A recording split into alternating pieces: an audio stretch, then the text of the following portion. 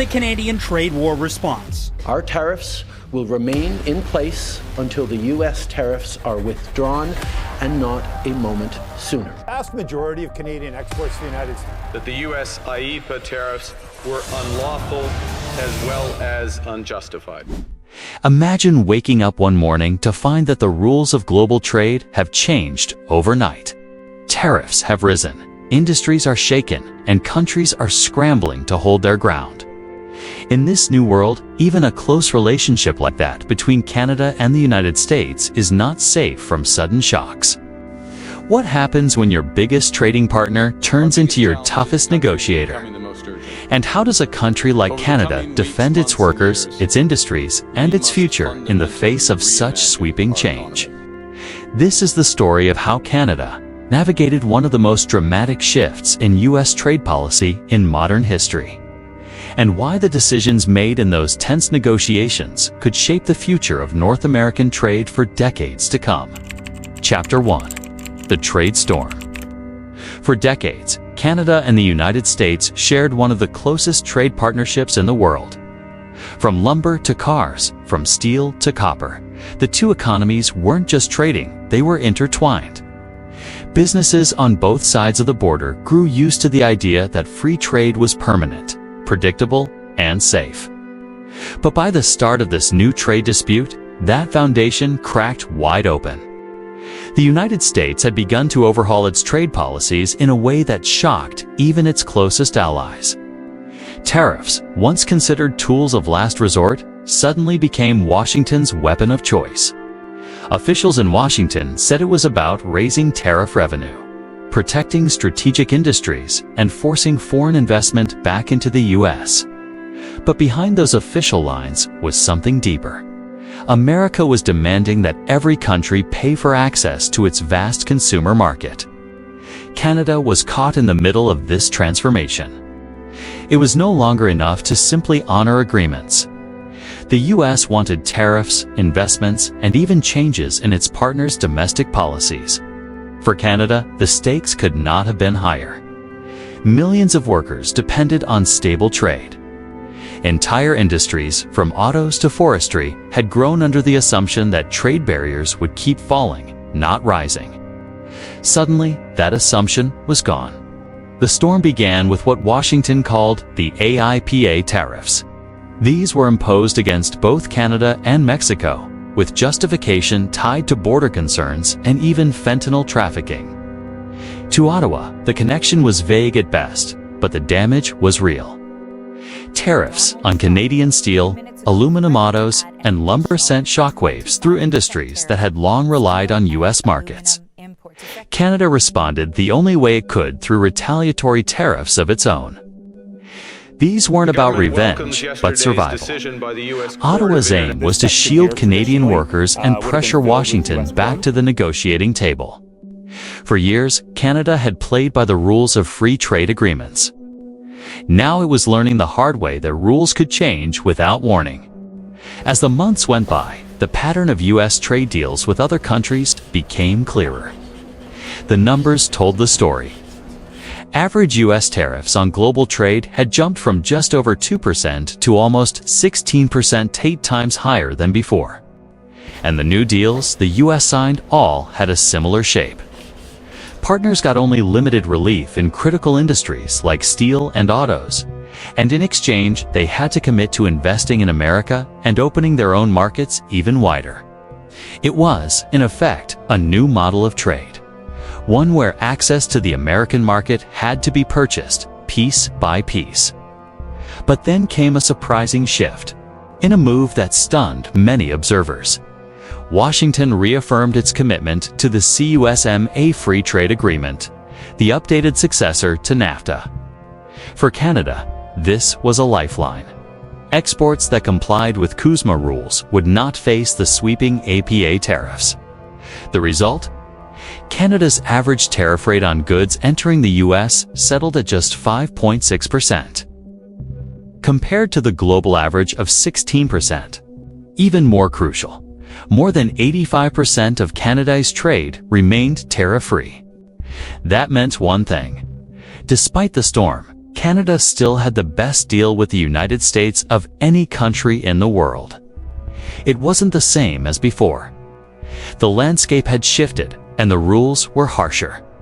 But Canada had managed to preserve an edge that no other nation could claim. The government in Ottawa knew this advantage could not be wasted. Protecting Canadian workers and businesses meant holding on to that privileged position while preparing for the battles still to come. Steel, aluminum, and autos remained flashpoints. U.S. tariffs still weighed heavily on those sectors, and Canada would need to negotiate hard to defend them. Behind the scenes, Canadian officials began planning for the next major review of the CUSMA Agreement. Consultations were scheduled, aimed at identifying Canada's priorities in a world where trade was becoming more about leverage than partnership. The message was clear: Canada had to adapt quickly, or risk losing the ground it had managed to hold. And adaptation would mean more than just tariff negotiations.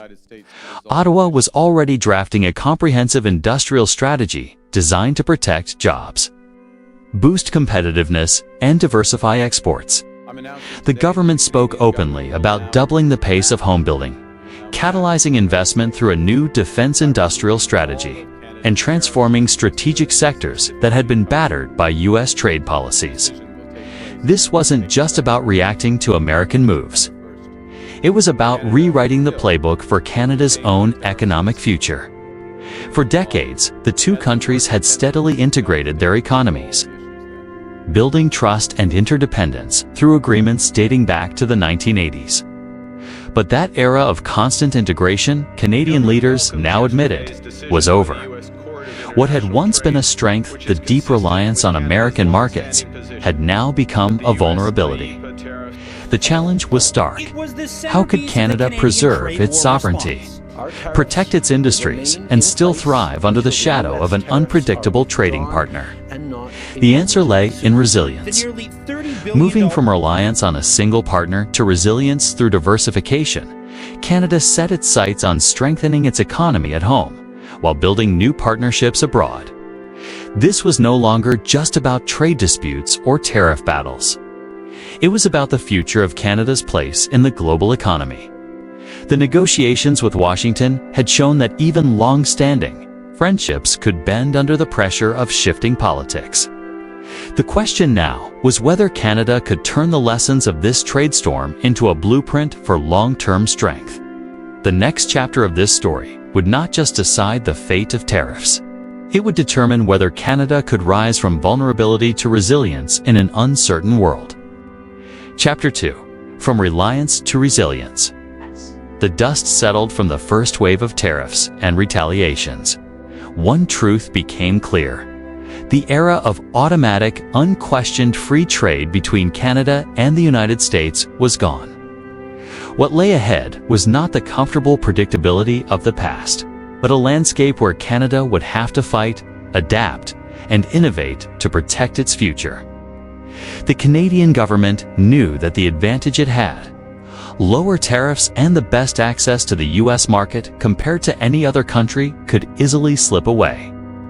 Washington's approach had shifted from partnership to transaction.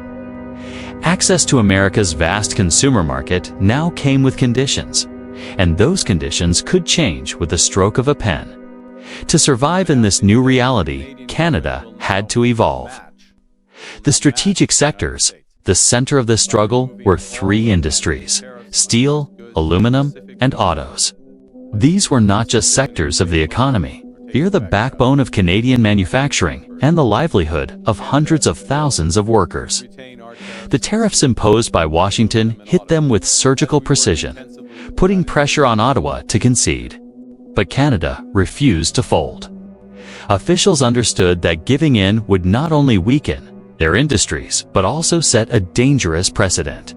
If the U.S. succeeded in forcing concessions here, what would stop it from targeting other vital sectors tomorrow? So, Ottawa held firm.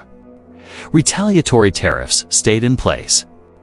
Negotiations continued, sometimes tense, sometimes hopeful, but always with the same goal: protecting Canadian jobs and sovereignty, preparing for the future. Meanwhile, Canada began laying the foundation for something bigger than day-to-day tariff disputes. The government announced plans for a new industrial strategy, one designed to do more than patch up the damage. This strategy would protect Canadian jobs in vulnerable industries, boost competitiveness by encouraging innovation and investment, diversify Canada's export markets so the country wasn't as dependent on the United States, strengthen domestic production, ensuring Canadians could rely on goods made at home. One of the boldest ideas was to double the pace of home building, effectively creating a new housing industry within Canada. Not only would this ease the country's housing crisis, but it would also provide jobs and stimulate demand for Canadian materials like lumber and steel. In parallel, Ottawa launched a defense industrial strategy, aiming to transform industries like aerospace and advanced manufacturing into engines of economic growth. These weren't just economic policies, they were signals, too. Washington and the world that Canada was not content to be a passive partner. It was ready to take control of its economic destiny. A new kind of relationship. Still, even as Canada planned for resilience, it could not ignore the reality. The U.S. would remain its largest and most important trading partner. The goal then wasn't to sever ties, but to reshape them. Canadian leaders began talking about a trade and security partnership, something broader than tariffs or quotas. The idea was simple. If Canada and the United States could strengthen their cooperation in defense, infrastructure, and investment, they could stabilize their economic relationship in ways that pure trade deals could not. This vision of a deeper, more strategic partnership was ambitious. It required trust, creativity, and political will on both sides. But it also offered a way out of the endless cycle of tariffs and retaliations. Instead of fighting over every percentage point of trade, the two countries could focus on shared strengths like building resilient supply chains, cooperating on clean energy, and jointly investing in security. Lessons from the past. To understand where Canada was heading, it helps to remember how far the two countries had come. The Free Trade Agreement of the late 1980s, followed by NAFTA in the 1990s, had steadily tied the two economies together. Canadian and American businesses no longer thought of themselves as separate. They built supply chains that crossed the border daily. But what had once been a strength had now become a vulnerability. When Washington changed its trade policies, those integrated supply chains were thrown into chaos. Suddenly, Canadian companies realized how fragile their position was. The lesson was clear. Too much reliance on a single partner left Canada exposed. The solution? Diversification. Ottawa began looking to Europe, Asia, and even within the Americas for new markets. Deals with countries in the Pacific and ongoing discussions with the European Union gained urgency.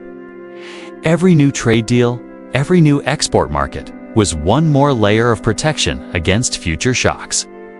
The shift from reliance to resilience. This transformation wasn't just about economics. It was about identity. For decades, Canada had defined itself partly through its relationship with the United States' largest neighbor, its closest ally, its biggest customer. But the trade storm had revealed a painful truth. Friendships in global politics are fragile. Agreements are only as strong as the governments that uphold them. And so Canada's vision began to change. No longer would it rely solely on the goodwill of its southern neighbor.